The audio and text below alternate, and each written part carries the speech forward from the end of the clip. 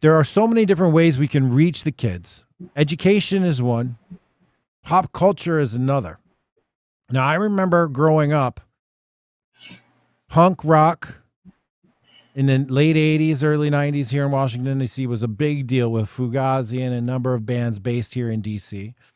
Then we had the dance music revolution, rave culture, whatever you want to call it. That too, very anti-establishment. That's where I really, between those two scenes in DC, is where I really developed, I think, my anti-establishment perspective. Because back then, to be liberal, to be in favor of freedom, felt like that was the the contrary position. But today we see that Rage Against the Machine is actually raging on behalf and sponsored by the machine in such a disgustingly ironic way. And I keep asking myself this question, like, where is the dissident art? Where is the dissident music? For the longest time, music and art was meant to reinforce the establishment all the way up until what? Like, impression, like the evolution into impressionism, all of classical art was all about reinforcing the establishment and the dominant narratives. Then it became a dissident thing to do. And dissident art and dissident music, and you go to the modern art museums now, it's all full of political dissidents. But now that same dissidence is the establishment again. So we sort of come full circle that the punks are now the establishment. What do you see? You are a professional musician. You know these guys. You know the scene and the culture. What is up with music? Why is it establishment? Where are the anti-establishment musicians and artists? What is the role of art to play in resolving these conflicts that we have today? What is your take on the role of art, dissidents, current state of affairs, etc.? Well, let's remember that Mozart was hardly a government guy, that he was writing, plays and symphonies and stuff against the man.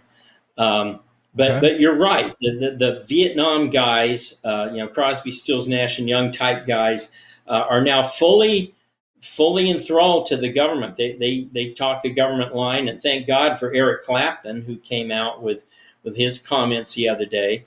But he's few and far between, right? More of them are like the Foo Fighters, who say we're going to have an apartheid concert structure here. I don't know. I don't know what happened to the revolutionary fervor of the rock and rollers. One change that has occurred is that the new stars are not so much the artists themselves, not so much the Ariana Grandes or the Ed Sheerans or these kinds of guys. The new stars are the producers. The producers, like the Chainsmokers, these kinds of guys are the ones who are driving everything in music. That's why, and I'm not criticizing. I like a lot of the modern music, I really do, but it's why it sounds so much the same. Why, whether it's a male vocalist or a female vocalist or a group, it's all within a certain bandwidth of compressed production area that's digital. You've lost all the analog sounds, all the analog ambient noise. Virtually nobody plays live in a studio anymore. That's just, who plays live? I mean, that's crazy. So you've gained a great deal in terms of quality, in that you can always fix a missed note, but you've lost a huge amount of humanity. And I think that fact and playing into these producers has probably accounted for some of this loss of revolutionary fervor.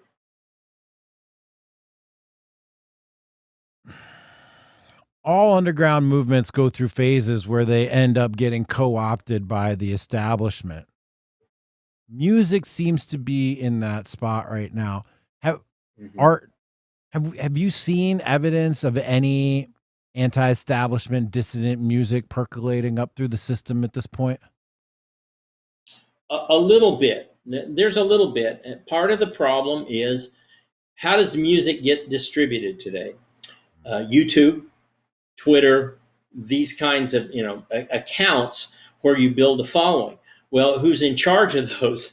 It's not going to be your dissidents. It's not going to be your people saying, YouTube is crap and you shouldn't support you. It's not going to be those kinds of platforms. So they do have a difficulty if they're anti-establishment. I know one guy who has some really good anti-establishment music, but he has a great deal of trouble getting it out. They keep blocking it and kicking it off Facebook and Twitter and all these other things. Named Poker Face. And they have some great anti-establishment, pro-Trump kinds of stuff. Very hard to get out there. I recall there were a couple of black conservative rappers who had one of their songs removed from various social media platforms, maybe even banned temporarily or permanently. I can't remember their names right now. Sorry, guys. And I looked at the lyrics and compared them to some of the lyrics of like gangster rap and other, even just pop music, which are so lascivious and filled with sex and drugs and crime and misogyny and hate and abuse and all these things. And yet no one bats an eye. Well, they used to bat an eye, but the popular media and the establishment, they don't bat an eye at that. And no one lifts a finger to block any of that, but they did specifically block and ban these guys for their conservative viewpoints coming out in music. And when you're up against a wall like that, where gangster rap, misogyny, hate, drug use, drug dealing is upheld and promoted, but anything contrary to the narrative is demoted and promoted and even banned. That's a pretty strong signal coming from the marketplace of how you're going to do this. People are gonna have to reach out and find the dissident art that they're looking for, and we have to take on the initiative of creating an aesthetic that people can relate to, creating music that makes sense, that promotes values. Even children's art, Ashley St. Clair just started a new children's book line, taking some of these cultural issues head on. I and some associates have started a little comic called Lil Chad, where we are taking sort of the Peanuts approach, or even Family Circus, if you want to go back that far, approach to promoting the values that we hold in dear through simple to observe and digest for children comics. Guys, if you're out there and you're looking at Little Chat, it's not meant for you. It's meant for the kids. So send it to your nieces and your nephews and your kids and your grandkids and that kid down the street. It's not for you, King Giga Chad, guys. So relax about that. That's why it's pedantic and elementary and young based. It feels that way. So sorry. Side note to the critics out there about that. So I'm very concerned about the lack of dissident art, and I need to just encourage people to reach out and find it and support it in whatever way you possibly can. Because without Jack, don't get me started on what? On the whole movie and culture and the utter cowardice and lack of support from people who have money on the right to get involved in any kind of cultural stuff. And yes, I'm looking at you, Mercers. They bailed on Milo, right or wrong. They bailed on Milo at the first sign of trouble. We need graphic novels. I've got a friend, Brett Smith, who drew and did the artwork for Clinton Cash. Has a series of Trump graphic novels out there. We need movies. We need music. This is not free. This stuff costs money. Leftists have put money into this for 50 years and lost a ton of money knowing they were going to lose money, and yet stayed with it because to them, the message and what the military used to call preparing the battlefield was far more important than pouring money into a stupid political race. And currently, Republican donors are just constantly throwing money into a Kelly Loeffler campaign or some nonsense like this, when if they had 10 years ago began preparing the battlefield, these voters wouldn't even be out there now. They wouldn't have to worry about these kinds of races. So I know Amanda has been fighting this battle. I know Nick Searcy has been fighting this battle. The guys who did Gosnell have been fighting this battle. But we, and I have to tell you that for the longest time, maybe 10 years, I would speak to conservative groups and, oh, we don't watch movies. We don't watch television. I'm going, guys, that's not the approach. You've got to be involved in this stuff. And in my curriculum, for example, I make recommendations for movies. Not that you would show a kid the whole thing, but there's a scene in Mel Gibson's Apocalypto where there's 10,000 Indian slaves building a Mayan temple. And all a kid has to do is to see that and go, oh, wait a minute, slavery didn't start in America? See, and it's these little things that you don't even need to make a big deal about. They seep in and people will see it and understand it. So I tried dipping my toe in this. In 2010, we made a movie, a documentary called Rockin' the Wall, about how rock music helped bring down the Iron Curtain. And one of our key interviewees was a Hungarian escapee, former rock drummer named Leslie Mandoki. He got to be a very big music producer in Germany. I mean, doing the musical work for Audi and Volkswagen commercials.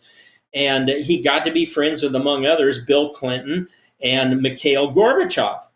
Well, Gorbachev visited Leslie in his home in Germany and said, we could keep out books, we could keep out literature, we could keep out movies, but we couldn't keep out rock and roll.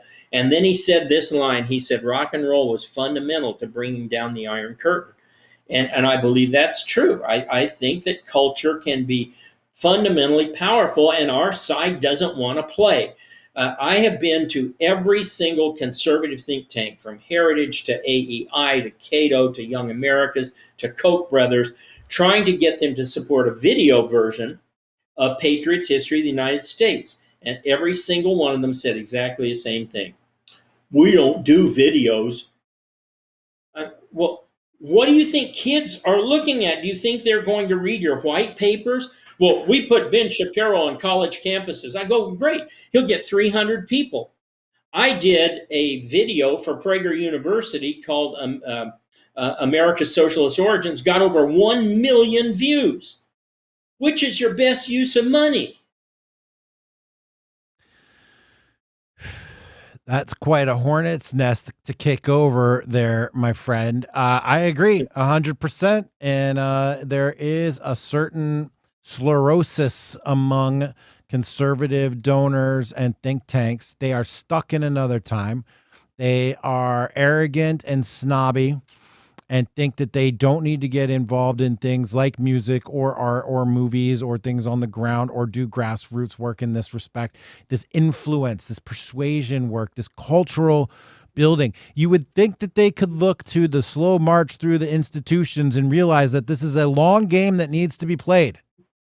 Mm-hmm. Maybe they don't actually give a fuck about what's happening. Maybe they're just interested in supporting the uniparty, the corporate party, and maximizing GDP growth and maximizing stock returns and maximizing the size of their portfolio than they really are about making change in our culture.